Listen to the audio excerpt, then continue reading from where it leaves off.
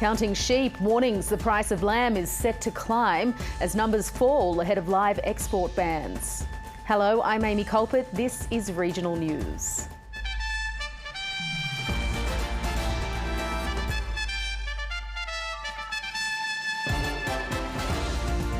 No connection, no worries. The federal government pledges to eliminate mobile black spots if it's re-elected. A dreamland for dingoes, but it's another four-legged animal that's causing headaches on Queensland's Gari Island. And pull the plunger. Pinball wizards head out of the big smoke and set the arcade world on fire.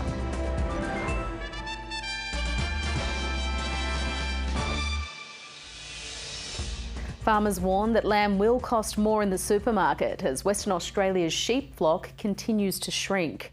Since the legislation to ban the export of live sheep by sea was passed, many growers have lost confidence in the market, triggering a dramatic decline in the numbers of sheep and jobs in the industry. A sight and sound that has carried West Australian farmers through the good times and the bad. But the industry that has ridden on the sheep's back is facing a crisis. There won't be many sheep left in the state in another 10 years.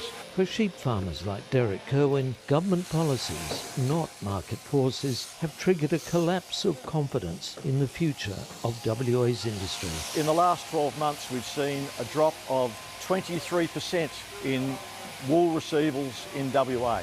While the banning of live exports doesn't begin for another 3 years, a survey reveals 67% of producers plan to cut back their flocks. And by 2026, sheep numbers are expected to decline in the state by 2.4 million. Mr. Kerwin believes it's ultimately consumers who will pay the price. You're paying big money for a leg of lamb in the shop now. People need to start thinking about what it's going to be in the next several years because farmers are leaving the sheep industry in droves. My contractor has lost 60,000 sheep this year off his shearing run because of farmers moving out of sheep. Yeah, they're all a bit frustrated too, I suppose. They don't know when the work's going to stop. Pretty hard to get a job now that the sheep numbers are dropped. The exodus has hit small country towns hard. 40 years ago, Wagen proudly unveiled their big ram.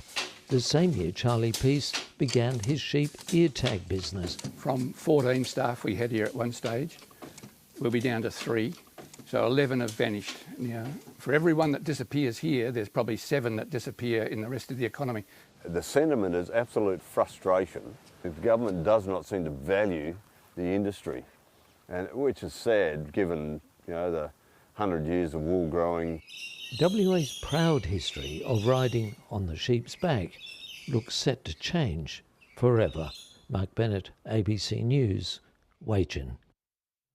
The agricultural sector was hit hard when flooding ravaged North Queensland last month, but as many farmers grapple with the costs to restore land, there's been silver linings for some.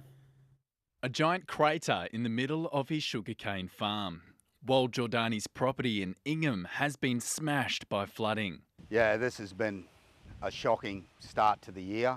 Eroded paddocks, flattened crops. Like many of his neighbours, the damage bill is still being counted. Filling in, we're looking at probably 50 truckloads of dirt just to start, and that's only one washout. There's several washouts. Rural industries were hit hard when the flood event devastated North Queensland earlier this month. The food supply chain ground to a halt when a bridge on the Bruce Highway crumbled and inland routes were inundated. Trucks have been held up sometimes as long as 5 days. While freight is back moving, growers are continuing to feel the impact. There's a potential $20,000 to $50,000 that we will lose. Is it going to break us? No, but, it all hurts. There's no question. While farmers in the north clean up and repair their properties after record amounts of rain, some graziers further west say the wet was a welcome sight heading into the new season. On Ben Benito's property in Charters Towers, the grass is green and the cattle content. Big difference in the condition of our cattle. That's going to allow us to hit the market a little bit earlier with cattle, so we're super fortunate. After a wet December, things dried up in January and nerves started setting in. Then came the February deluge. Once it came, it kept coming, and yeah, we're set up better now than what we probably ever have been. Hoping for a strong season ahead. Cameron Simmons, ABC News, Ingham.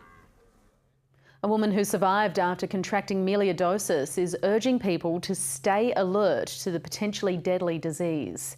North Queensland is experiencing an alarming spike in fatalities and infections from the soil bacteria that's common in the top end of the country. Debbie Joy Mantan learnt the perils of tropical disease the hard way. As a family, we played in mud waters, we played in the rain, we did all of that, but I had never heard of melioidosis until I got sick. The Cairns local contracted the soil-borne disease in 2022 after weeks of heavy rain. She considers herself lucky to be alive. In and out of hospital for 4 months. My leg where they found the infection actually broke twice. Queensland is in the midst of an unprecedented melioidosis spike. There have been almost 100 cases this year in the wake of flooding rain across the north. The rate of infection is now 4 times above what we would expect in a normal season. A dozen people have died around Cairns, Townsville and Ingham, where 2 women had already drowned in the floods. The region's been through so much, and then to have loss of life following the flooding event, it just makes it's a double blow. Flood-ravaged communities are nervous. I didn't hear about it until it had happened and a couple of people had died. So I'm disappointed that we don't know more about it.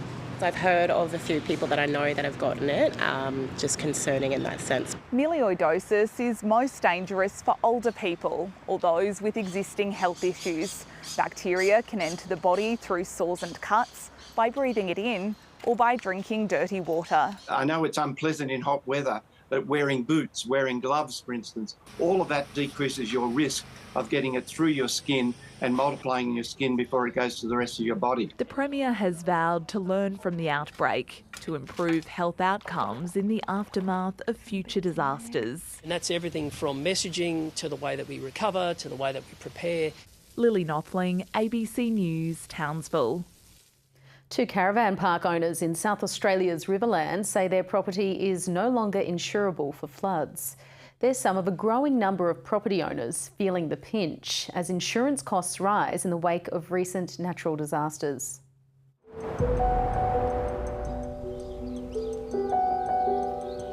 The Riverland floods of 2023 ravaged the Kingston-on-Murray caravan park. But when the waters receded, the owners faced another problem, an expensive annual insurance bill. Can't get flood insurance anymore, and now last year was over 34,000, and then this year coming, we're led to believe it's going to be 40 plus. That's up from about $14,500 per year in 2020. It may be the difference to almost shutting down or having to change the whole business structure. And without flood insurance, they fear losing everything again. The park is it. That's nothing else we have. The Insurance Council of Australia says floods are the most expensive insured event in Australia. When we see a property that's sitting in an area that's got a 2 or 5% chance of flooding every year, then insurers will price the reality that we would be replacing that home potentially once every 5 or 10 years. South Australia is in the group of several bushfire emergencies. Floods aren't the only disaster facing rising insurance costs. The Hollands Creek Road Cuddly Creek fire is uncontrolled. In December 2019, a bushfire incinerated 23,000 hectares in the Adelaide Hills, destroying 85 homes. One of those homes belonged to Adam Wynett. I'd chosen to select a level of cover below what it would actually cost me to replace what I had at home in the event of a total loss. He's now forensic about his insurance coverage, and although his insurance premiums have increased, he believes they're reasonable. But again, I made some changes and tweaks in my cover just to make sure I'm better insured from the future, and that may have impacted that rise. Volunteer Chris Grant helped defend the area. His own home was spared, and he's taken steps to protect his property. What I'd like to see is insurers looking at ways to mitigate their risk. For example, rewarding owners who take preventive measures to protect their home, such as sprinkler systems. This is a really important area that insurers are working on. If we can get verified mitigation work that has been done to a home, insurers are prepared to recognise that. Preparing for future disasters. Sarah Maunder, ABC News. Black spots in mobile phone coverage could become a thing of the past under a federal election pledge. Labor is promising to use satellite technology to ensure calls and texts can be made from almost anywhere in the country. Karina Severs knows all too well the silence a bushfire can bring. She was one of thousands left without any form of communication for days during Black Summer. No mobile, no texting during that time. They did eventually come back, thank goodness, but during that time it was really difficult. If re-elected, Labor is promising to end mobile black spots. The changes to the universal service obligation would mean telcos partner with low-orbit satellite providers like Starlink to connect dead zones. An extra 5 million square kilometres would gain mobile service, including 35,000 kilometres of roads in regional areas. Irrespective of where you are in Australia, you'll be able to obtain mobile coverage almost anywhere as long as you can see the sky. The universal service obligation currently only applies to landlines and broadband internet. Confirmed. Satellite technology was recently used by T-Mobile and Starlink, owned by Elon Musk, during the Los Angeles fires. In danger from flood, fire, people that are in road crashes in remote areas, this could mean the difference between people staying alive or not.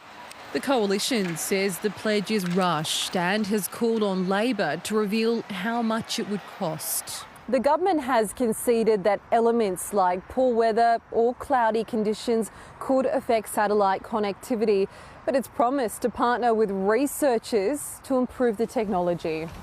Not everyone is hopeful though. Northern New South Wales woman Annie Keir relied on walkie-talkies when her community battled floods. We will believe it when we see it. We will go ahead with developing our own grassroots technologies. Connecting those when it's needed most. Victoria Pingilly, ABC News, Sydney. There are growing calls for changes to national fruit fly protocols after a suburban outbreak impacted a strawberry harvest in the Adelaide Hills.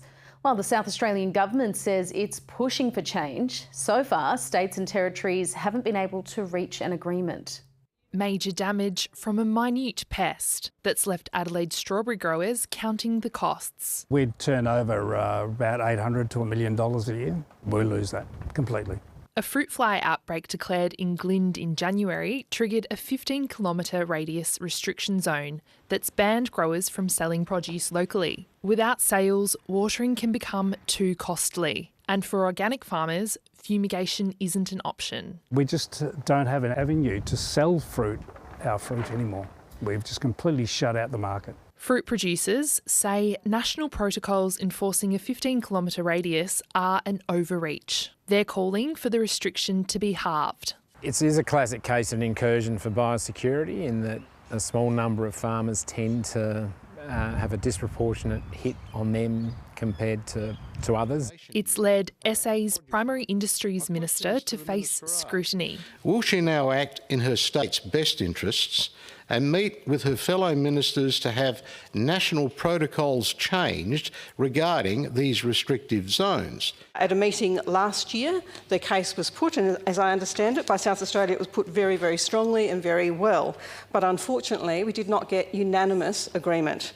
In a statement to the ABC, the Primary Industries Department says it will continue to push for changes to the national protocols and says restrictions from the current outbreak are expected to end in May. Catherine Birmingham, ABC News. A 3-bedroom house and a yard have traditionally been the most common type of residential property in Australia's regional centres. But experts say a cultural shift is underway, with an increasing number of people looking for smaller, more central dwellings, and the housing industry and regulators need to keep up. Isabella Mitchell, her housemate, and Meredith Gray, the cat, live in an apartment above shops in the regional Tasmanian city of Launceston. I can walk to work, so it means I don't have to rely on my car, which is nice. And I find everything's here that I need as well. There are some challenges though, rubbish disposal and access to car parking being the biggest. The Launceston City Council is encouraging developers to consider converting more shop-top spaces into apartments and turning council assets like car parks into residential properties. It's a shift some housing experts want to see more of in regional Australia. We still build a lot more freestanding houses than apartments by a factor of something like 6 to 1. Whereas in most parts of the world, particularly in large cities, but in most parts of the world, apartment living is much more a mainstream activity. The COVID pandemic saw regional cities become more popular places to live. That's continued to impact the cost and supply of housing in those areas. We see teachers not being able to find a house to live, so the schools are finding it hard to find teachers. Same for nurses in nursing homes. Public Policy Advisor SGS Economics and Planning says Australia needs to address its missing middle, the gap between suburban quarter-acre blocks and city high-rises. Smaller apartment buildings are considered more feasible for regional centres. You can have medium density housing where people still have small gardens, where it may go up just 2, maybe 3 levels, and that fits better in the character of regional areas. One of the challenges in constructing taller buildings in regional areas is finding the skilled workers. One solution could be prefabricated modular apartments built in major centres, then moved to regional areas. Where each apartment is a separate mod or unit that's attached one after the other as an overall development. We haven't seen a lot of that in Australia yet. Hey, you want to complete with this one? Come on. Toying with new solutions to the housing crisis. Good girl. Selena Ross, ABC News. A tiny town in southwest Queensland has lost its only pub after it was destroyed in a fire. The Bolen Hotel was already engulfed in flames when emergency services arrived on Saturday evening. The 70-year-old building was also home to the town's only cafe, a blow for residents just weeks ahead of the tourist season. Nobody was injured during the fire, but police are investigating. And the Defence Force is investigating after a practice torpedo missing since a recent military exercise washed up on the Gold Coast. Emergency services were called to Main Beach just before 6 a.m. on Thursday after locals discovered it. An exclusion zone was put in place so ADF specialists could examine the device. It was seized by the Defence Force and the beach has now reopened. The World Heritage Site of Gari is known for its dingoes and remarkable natural beauty. But a population of feral cats is a growing concern for rangers as they try to preserve the island's native animals. Gari is a spectacular island paradise, home to an array of wild animals. But there's one in particular that's made for an unwelcome discovery. Pretty big cats, and yeah, they shouldn't be really on the island. The feral cats, captured on trail cameras, have been roaming mostly at night and avoiding apex predators. They would have definitely adapted to the island life. You know, the island's covered in trees, so they can keep away from dingoes. Queensland Parks and Wildlife and Butchulla Land and Sea Rangers have commenced a 3-year survey. So what do we say this was? Site 1? Site 1. To understand how big the population is and the impact they're having on the ecosystem. Around all our wetlands and stuff like that, we've got a lot of native frogs, lizards, everything. And the thing with cats is that they do compete with the food sources with the dingo on the island, which is, you know, culturally and ecologically important. So we do need to do something about them. Rangers believe the cats have been there for decades, well before domestic pets were banned in the early 90s. The challenge is how to deal with them. The usual methods of feral cat management, like trapping and baiting, aren't feasible here on Gari because of the potential impact to the island's protected native species. Even the Felix, the cat Felixes, if a cat gets hit with one of those and goes and dies somewhere and a dingo then finds it and dies from it. So a lot of these things have repercussions that we're not willing to take on at this stage.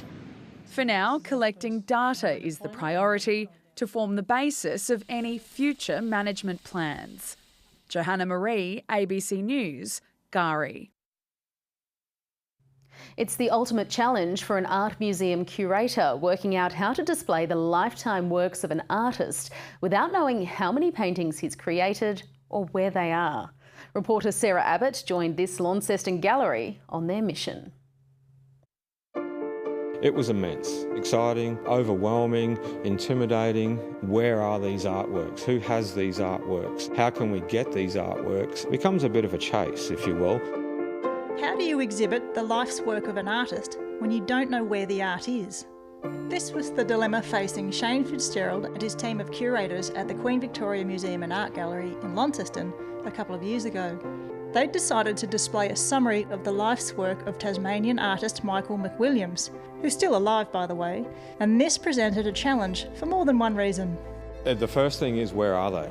He's a very prolific painter and he's produced well over 2,000 works throughout his 34-year career. The majority of his works are held in private collections, so that became a bit of a needle in a haystack.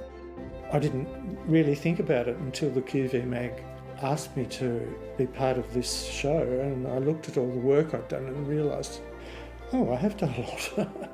In starting to track down all these works, the curatorial team worked with Michael and his partner Robert to gather all the information they could about the paintings and where they might be.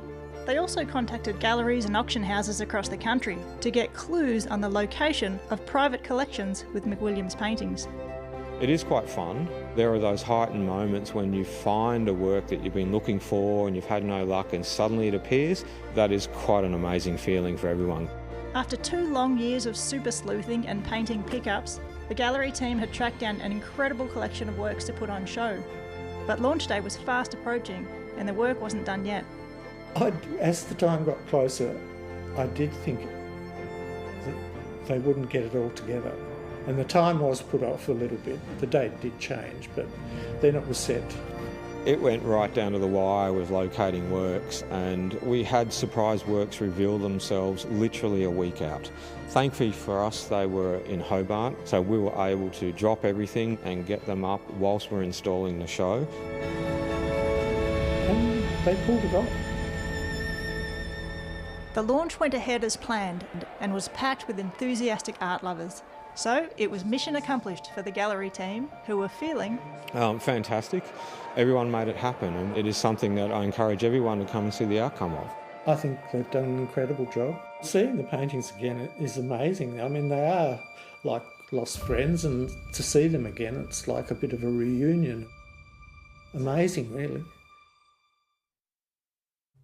An old school hobby is experiencing a resurgence as pinball gains popularity with a new generation. Top players descended on North Queensland this week for the National Pinball Championships. Escher Lefkoff is a pinball prodigy. The 21-year-old is the best player in the world. I've probably played 30,000 hours of pinball, I would say, in my life, but I've probably thought about it for hundreds of thousands of hours. He recently moved from the US to Australia, where the old school hobby is finding a new legion of fans. I would describe it as the fastest growing sport in Australia. It is booming at the moment. Lefkoff is one half of a pinball power couple. His girlfriend, Emily Cosson, is Australia's reigning women's champion. When I first started, I was probably the only woman that consistently played. It's really great just to see how much it's been getting bigger and bigger in the women's scene. Players have flocked to Townsville for the National Pinball Championships. We're seeing about 64 of Australia's best open players. There's 16 of Australia's best women players, and there are plenty others, locals and other people just travelling for a bit of fun. While many grew up with arcade games, others are new to the scene. I went along, the community people were just so inclusive and taught me how to play on the fly. I didn't do too badly, and the rest is kind of history. At just 14, Lewis Miller is Australia's top-ranked junior. When I started playing, probably 4, and then when I started competing in comps, probably around 8 years old. It'd be very cool if I could do it the rest of my life. A retro favourite, in safe hands. Lily Nothling, ABC News, Townsville. Tens of thousands of showgoers have flocked from the country to Canberra for its annual show. After almost a decade without show jumping, the event is back, providing young competitors a crucial chance to hone their skills. But for others, the real showstopper was the cost of a fun day out. Back on the horse and on with the show. After an almost decade-long hiatus, show jumping is back. And it left a real hole, firstly, in our competition calendar, but it really left a hole as far as showcasing our sport to the public. It really sets up riders to be able to deal with pressure. Some of these riders will be Olympic hopefuls. One of those is Tom McDermott, who's returned to compete at his old stomping ground. I think I started competing here when I was maybe 9 or 10 years old in the show jumping, so it's a bit of a tradition. Despite missing out on making the Australian Olympic team last year, his eyes are firmly on Los Angeles in 2028. It makes you want to do it more, and good that I've been over there now and done the preparation, so I sort of know what to expect now. But yeah, so it makes me more hungry. For Canberrans who just wanted to enjoy the show, the cost could be tough to swallow. That's why we tried to put on a lot of free entertainment here at the show to help families be able to enjoy a day out without breaking the bank. Last week's cut to interest rates may offer some reprieve, but inflation remains high. And many visitors here say the cost of entertaining their families is only getting higher. How much are you guys spending here today? Oh, probably a couple $100. It's very easy to spend that much every year, and the games just seem to go up and up and up. A pinch even the children are feeling. How many show bags are you getting today? About one. He might get 1 or 2, but he won't get any more. He used to get 4 or 5. But for others, ignorance is bliss. We're just going for it, closing our eyes and saying whatever. Memories worth shelling out for. Courtney Barrett-Peters, ABC News, Canberra. And a first-generation shearer from New Zealand has broken a world record by shearing 367 merino ewes in 8 hours. 27-year-old Alexia Phillips spent 9 months preparing for the marathon event by doing intensive CrossFit training after a full day of shearing. Friends and family cheered as she worked her way through a mob of big merinos in a shed near Darkin in Western Australia's Great Southern. She reached the previous record of 358 with 12 minutes to go, spending an average of 80 seconds to take off each fleece. Yeah, I was just glad I could get up and show what I can do and what women can do in this shearing industry. There's a lot of amazing women shearers out there now, so we're just showing what we can do pretty much. Yeah. And that's the latest regional news. I'm Amy Culpitt. Thanks for your company. We'll see you next time.